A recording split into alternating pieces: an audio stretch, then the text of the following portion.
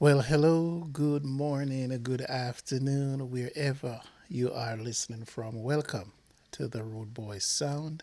I'm DJ Paul once more for the Spurs Sound Off. Yes, it has been a big fallout. Lots has been said so far with the Liverpool game, but being the one subject guy that I am, I'm not. I am. Yeah, let's drag that out there. But what we want to do is just revisit some of the talking points. And so, for me, it is not just about the um the results. When you see it coming from afar, I think you're able to deal with it a little better. Your expectations and your enthusiasm level, you know, takes a beating, but at the same time, you are realistic in your observation. And so we got that over the weekend.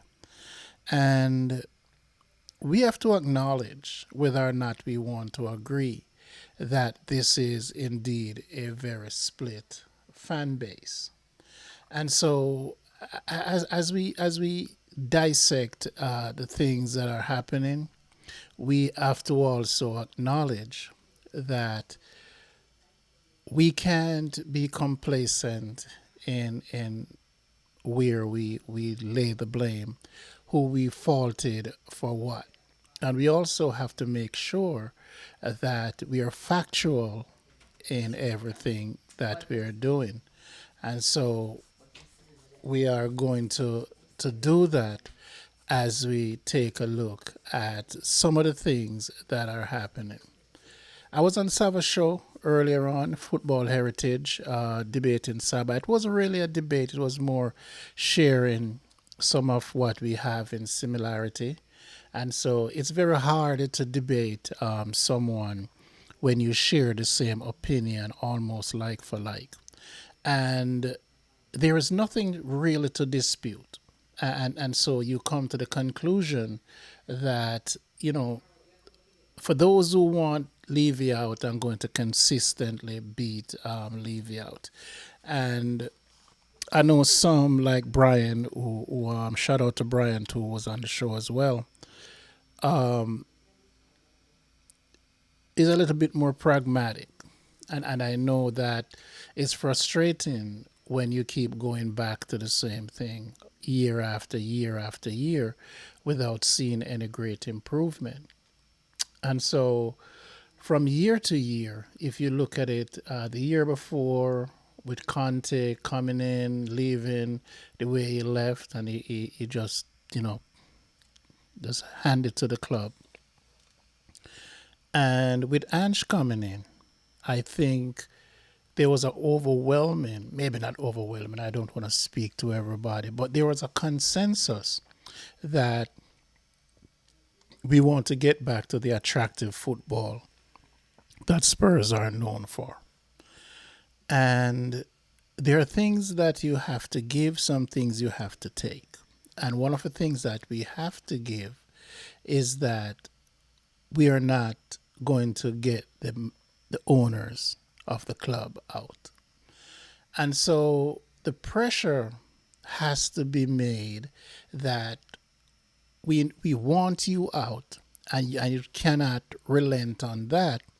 But at the same time, what we want to see as fans who are not pleased with the way you're running the club, especially the football side, is that we have to see the ambitions match what we, the fans, are expecting. And so the stadium promises that. We heard that. We hear all of that. And so we have to discuss that. And we have to look at it in the context to which it belongs.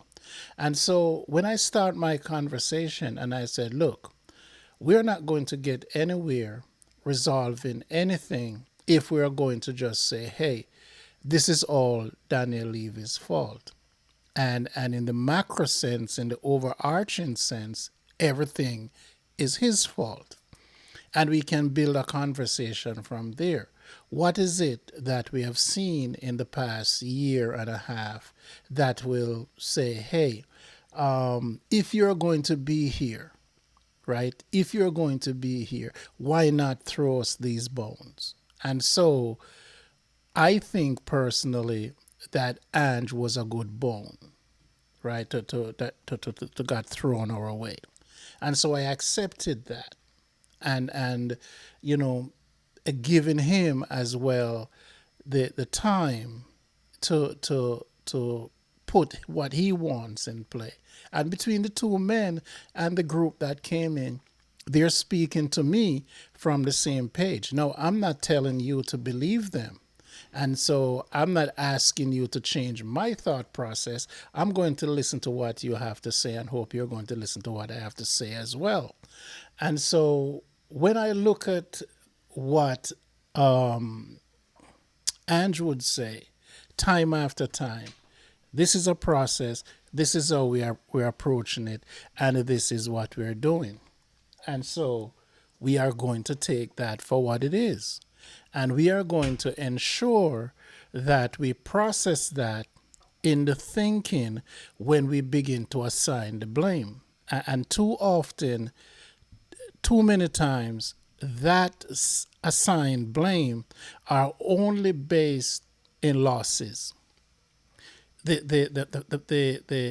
is a part of the players saying that the players are not good enough.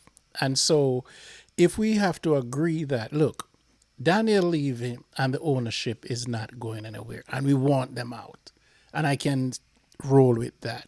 But then we have to get past that conversation. We can lay out all the sins of Levy and the owner, right? But they still control the purse string. And so in the interim, Ange is our go between. And when that guy said, look, this is what I put on the table. I asked for certain set of players. I have a certain principle, and this is exactly how I presented my principles to Levy. And he said, well, welcome on board.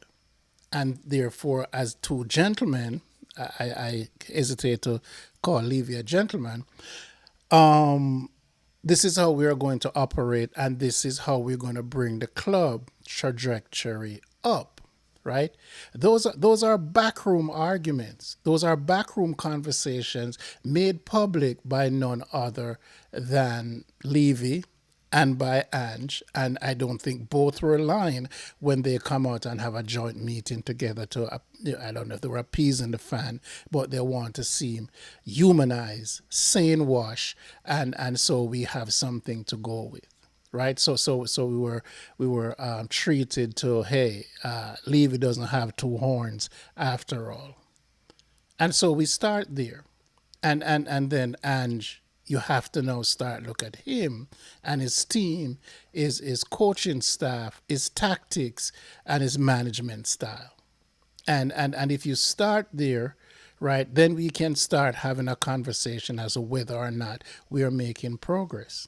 And right off the bat, there was something that's significant that happened. And again, I'm not going to direct quote Ange, but Ange revealed that, look, I did not fight for Kane to stay because Kane has already resigned that he wanted another project. And therefore, I wasn't going to take an aged superstar to try to get them to do what I wanted. I rather give him the freedom to go. And that's exactly what happens. Right? So Kane is gone. We get $85 million or 90, whatever we got. We got that. Good for the kitty. Right? So now that the project, right, and not a rebuild that most of us, who are seniors, want to see happen, we go straight to a project. And if Ant start to bring in young players, whether it could be from the academy in Mikey Moore and Dorrington, and the purchase of Phillips, Bergval. We had two youngsters who were out there before. I think Udogi came in, and there was someone else. So it was Bergval who came in this year, but Udogi came in the year before. We re-signed Paro. He signed Phillips, and then there's another young kid that's out there, Velez, that we signed. All young kids, including Volstrovic, whatever his name is, but the young defender that's out there. I think he's in Belgium or wherever he is. And so the Ange train starts right there. And if you look at the purchases, those weren't purchases that were made for this year, probably next year. Because when you look at the players that he inherited, those players would have been maybe 4 years at the club, and he would have been with them for 2 years. So you think he will have senior players, and then he will have second year players that were now understand his system. And we're going to get to whether or not the system is good or not. So that's the way we build to move from Daniel Levy to the players that Ange want, and then we get to Ange's way of management. And so when we start looking at all of this, and we look at the year before, and we said, let's give him this. And by my count, I think we had 13 players leaving the club since Ange came in. 13. And he brought in 12, 13 as a matter of fact, because I'd missed the youngster, the young defender. So even I'm counting Phillips and Velez and who else is out there? Those two are out there. I'm not going to count Cardoza because nothing happened with him as yet. And Gill is out there is on loan. And so as we look at it, and we're looking at what Ange is trying to do, and those are the building blocks. Those are the kids who are supposed to be around and taking the experience, right, somewhere. Even if they're not a part of the first team, then we're supposed to supplement the first team with a few of our real good youngsters like the Alfie Devine and the Dorringtons and the Mikey Moores, right? So when you look at that, right? And of course, we stumbled, we went out there and we get Werner, which it is not even worth 30 seconds of my conversation. So we're going to forget about, which is a big, big error. And we leave that, we're going to leave that right there. And so when you look at the overall purchases that we have, it's not a lot of money that is spent on the players that are coming in, but those players are supposed to be year 2, year 3. So they're supposed to be around and understand what Ange wants, and we send them out on loan and get them to places where they're going to actually play and develop. And then when they come back, Dane Scarlett is another one that's out there. And I'm not too sold on Dane Scarlett if I want to be honest. I'm sorry, but I'm not sold on Dane Scarlett. But those are the parameters to which we are working. And then when you get closer to the first team, the big disappointment is that we re-signed Werner, and I couldn't help it, I have to repeat that. We brought in Odebert, and we signed Solanke. Now, my take on the Solanke is that we were always going to overpay. Doesn't matter what. But the quality that we wanted, I don't think we got the quality. And I don't know who that quality would have been. I was of Ivan Toney, because I think that with Ange and and Ivan Toney, that we would buy another year, right? And with Richarlison, we could steal a year or so until we can find a target man in this summer window coming up. But we went for Solanke. That means we cover that. Not my first choice, but that's what we have. And hopefully it will work out, because he's big and he's strong and he's willing. If you give him the ball, you put the ball there, he will go. But remember that Ange waxes about the attributes of Solanke. So before I get to that, right, remember, stick a pin right at the attributes of Solanke. All the players that we have coming in, right? I don't know if Ange is speaking for Levy, and I hope not, because Ange doesn't seem to me like one who would speak for somebody else but himself, is that he can go down the line and tell you all the attributes that these players bring and why they are fitted for his project with Spurs. Remember that. This is all Ange. And so when we start having these conversations and we start asking whether or not the manager was backed, whether or not the players that are coming in are for Levy, somebody's going to tell me that Levy knows nothing about football, but Ange can tell you everything about the players, the attributes that they bring, but yet Ange didn't actually want the players. Come on now. Somebody talk to me and tell me that you're talking sense. It cannot be two ways. And don't for a minute think I'm here defending Levy. Levy is responsible at the end of the day. The buck stopped there. But we have to break this thing down and make valid points in context that when you look at the football operation of the club right now as it is, it resides with Ange and his team, Scott Mum, the scout, and the director of football. That is where the football is. The money still resides with Levy. And according to Ange, these are the parameters to which they are operating. So if Eze was not on their board, then it's a moot point. If Kudus, who actually liked the year before, wish we still could get him, was never on their board, we're never going to get him. We might like him, but the fact of the matter is that we have a regime that decided that they were going to build not for now, but for the future. And we are in that process that we haven't rebuilt anything or the intention to rebuild anything, but to go and embark on another project. Now, for those of us who are great around the temple, we don't have time for that. We waited too long.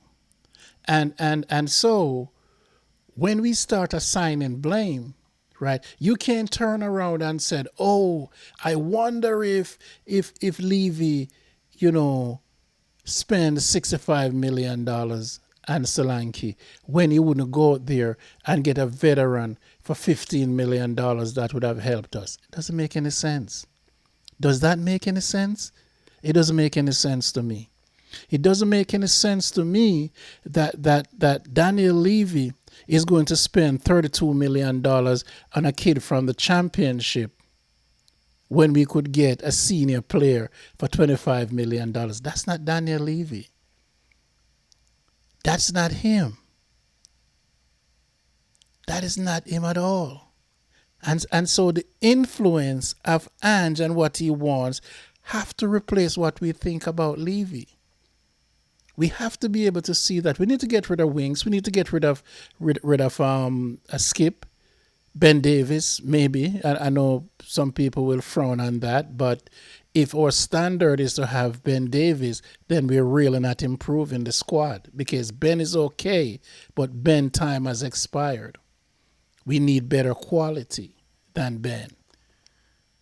Great Spurs. That's it. Kane was a great Spurs. That's it. Everyone has to move on. So when we start talking about the assignment for who bring the players in, we can't have this tier count where if the players are performing, then these are all the ones that Ange wanted. And as soon as things look a little sour, they were foisted.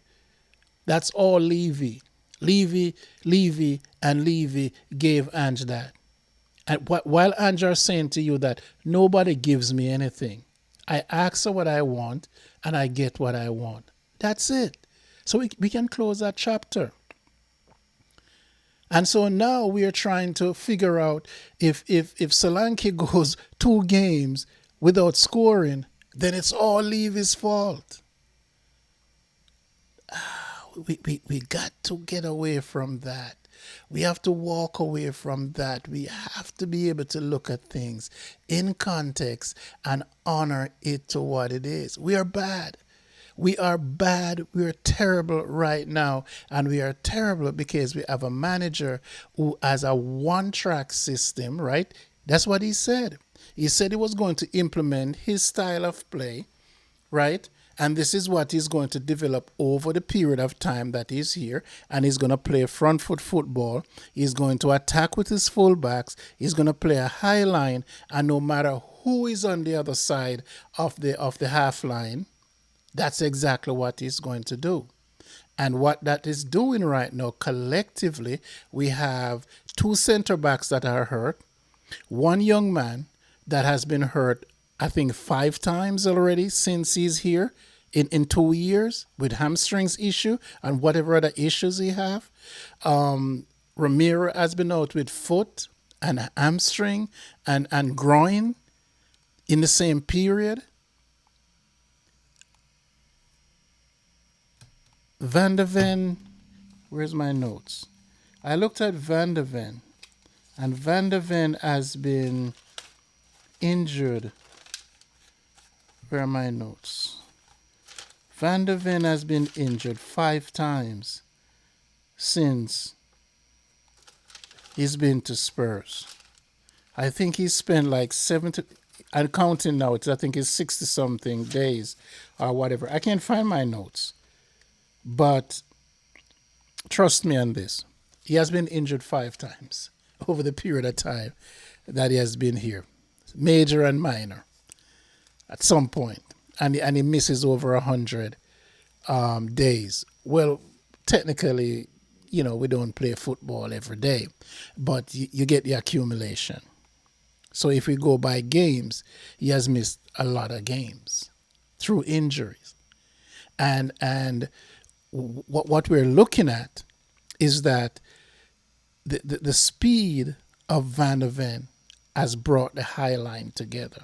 And I'm not going to get into where the high line was when Andrew was with Celtic and whichever other league he was in. Fact of the matter is that this is the Premier League. And you're not going to get away with players like Mo Salah and Neto and Sancho and Semino and Martinelli running at your fullbacks or halfway up the pitch. You're not going to get away with it. You are not going to get away with that in the Premier League. And so when we look at it and we're saying, where do we point the blame? No one wants to say, let's point the blame at Ange because it's all Levy's fault at the end of the day. And I get a lot of that on Facebook. Doesn't matter what you want to tell me, no matter what you want to explain, facts be damned. It is all Levy's fault.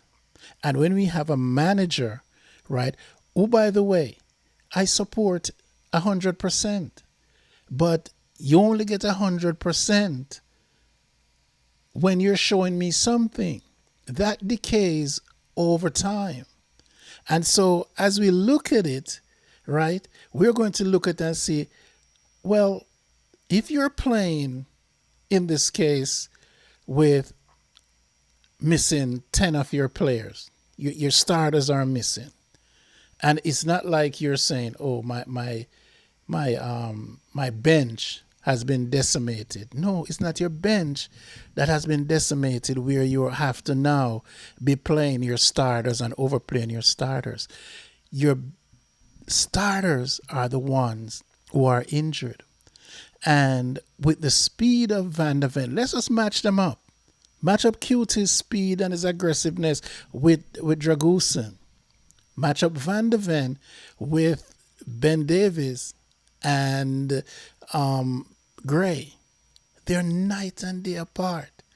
The difference between both of them are all five amongst five is so vast. And yet we have a manager who comes out and decides that we are going to stick to our guns. And we are playing the best team in football right now, the juggernaut. And we are going to come out and we're going to play two slow-footed center half, right? And we're going to push our fullbacks up. Our fullbacks were so high. And by the time the ball gets turned over, they're both scrambling.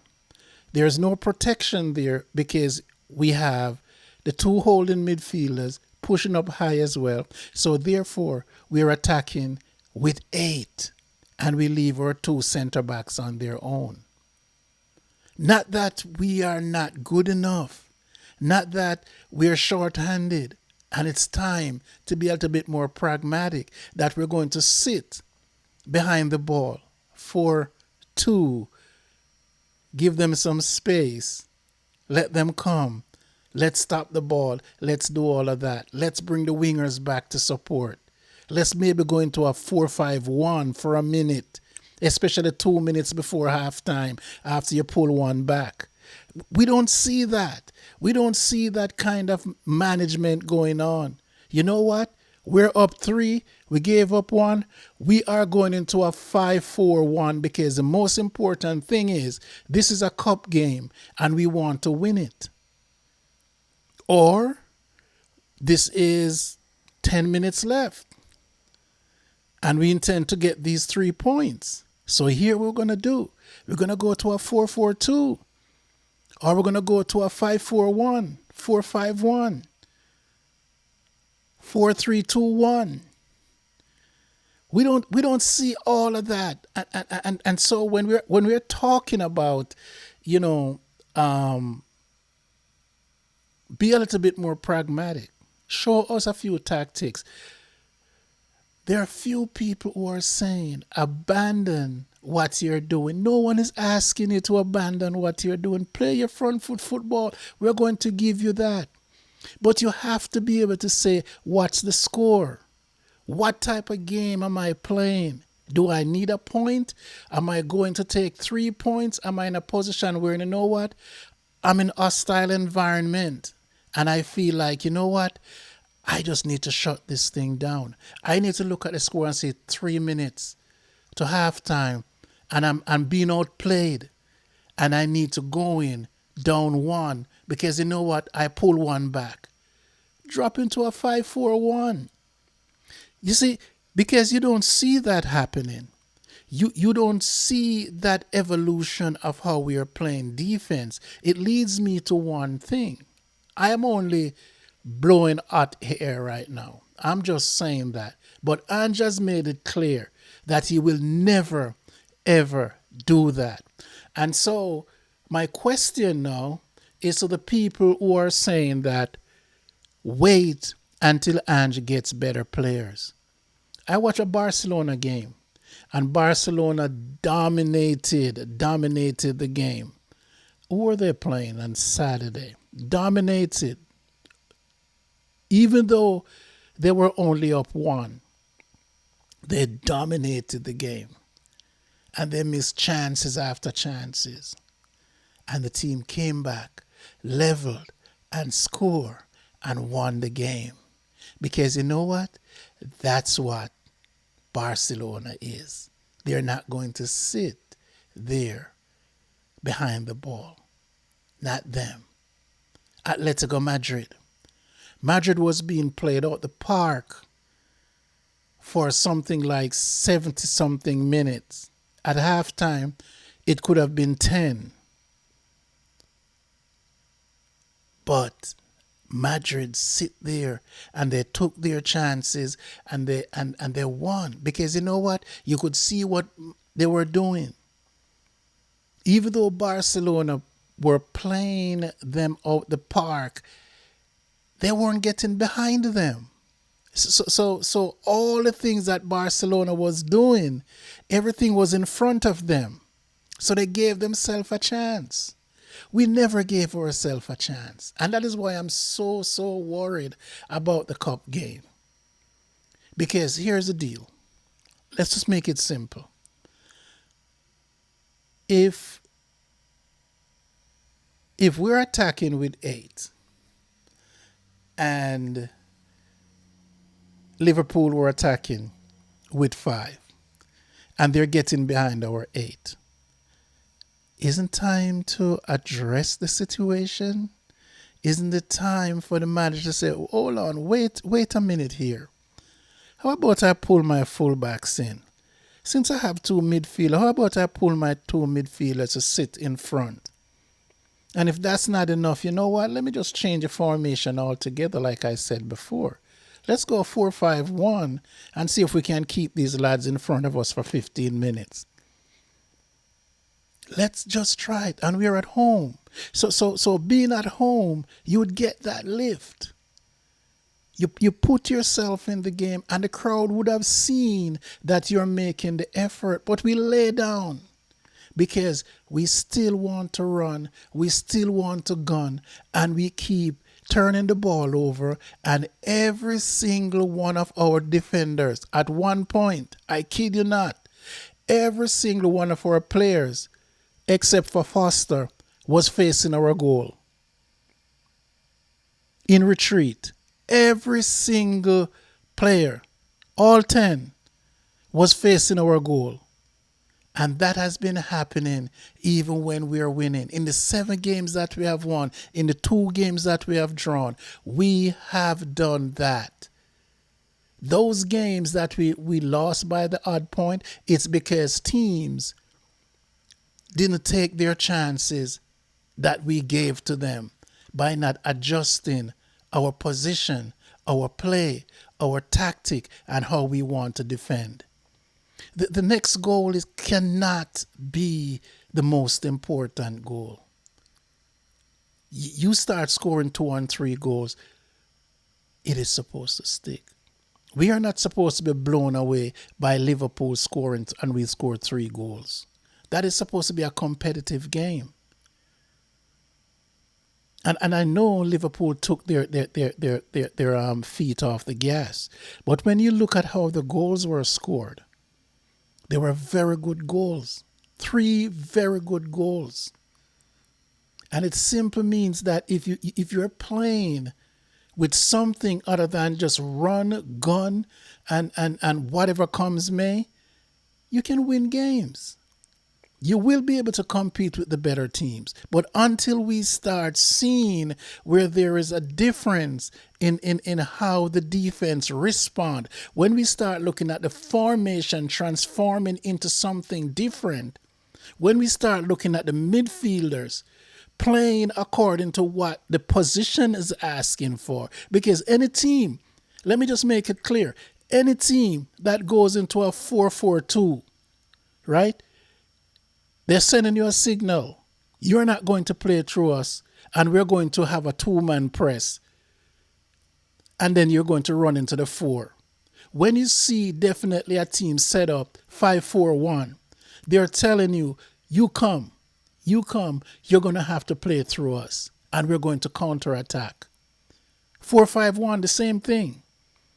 Any team comes out and they set up, and when they do that, we are full steam ahead, running up our 8 up in there. And then we get counterattack and our 2 fullbacks are up there and our 2 centre-backs are left on their own. And the midfielders are just getting washed out with 1 pass. And then we have Van der Jet taking off. And now we see the results of too many times Van der Jet is taking off. We see too many times where Ramiro has to be chasing the player that Porro is responsible for. We see that too often. Play it down the wing, play it down down there in that cul-de-sac, go get it. And we're huffing and puffing trying to get back. And a mad scramble every time in our 18-yard box. They scored 2 goals in our box where we didn't know who was marking who and who was doing what. All 6s and 9s. And people are here telling me about Levy out. Has nothing to do with Levy. Look at the micro part of the game. This is all management. This is all Ange. We can deal with Levy later. But don't conflate the facts. The fact is that we have a manager that is tactically bankrupt, and we have to address that. Does that mean that If he's not willing to change, it's time to go. Hell yes. Hell yes. Because what you're looking at, right? What you're looking at is that you can sacrifice 17 games. Right now we have lost 8. We draw 2, right? And based on the results that we are getting, you can sacrifice 16 games per season in order to implement what you really want. Because you know what, you're pretty close to, you're going to finish 12 and 13 or fighting relegation. Unless you think what you're doing can win the cups that you're in. But at the same time, you have to be competitive in the league to be able to win in the cups. You have to have a semblance of order. You have to still have that cohesiveness. You're not going to get there by luck. And the way we are playing, I feel like, we're going to lose a semifinals in the first leg. I kid you not. That's how I feel. And until I see, 3-4 games before we get to the semifinals, maybe, then I don't see how, even on our best day, we're going to be able to beat Liverpool. And that's just my honest opinion. I'll see you when I see you. I'm the Rude Boy DJ Paul. I'm going to be out of here for another edition of the Rude Boy Sound and the Spurs Sound Off. Thank you for watching. Thank you to the new subscribers. I appreciate it. I'm going to continue to put out more videos and grow this channel. Thank you for checking it out. I am out of here. Peace.